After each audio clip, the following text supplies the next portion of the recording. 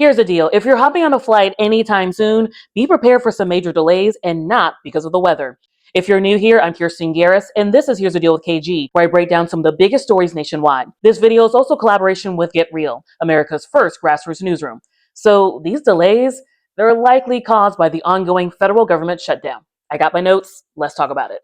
So air traffic controllers are considered essential federal workers. That means they're still showing up to work even though they aren't getting paid while the government remains shut down. This also comes as we were already facing a major air traffic controller shortage nationwide. We're talking about being short 2,000 to 3,000 controllers. Now, an aviation expert from The Conversation, a nonprofit newsroom, tells me that fewer staff causes more delays. The amount of air traffic that can come into a given airport or into a certain amount of airspace, it has to be decreased. Just because there's a certain ratio between number of airplanes and the number of people working in those control towers. And we're already starting to see some of those effects of the government shutdown on air travel. Recently, the air traffic control tower at the Hollywood Burbank Airport shut down for almost 6 hours, and that left pilots having to fend for themselves and control their own movements during that time period. So there's a group inside the FAA, and they are constantly adjusting the volume of air traffic that can be given to a certain area. So when they see Burbank Tower closes, they start to put out these delays, and they are there to protect the system.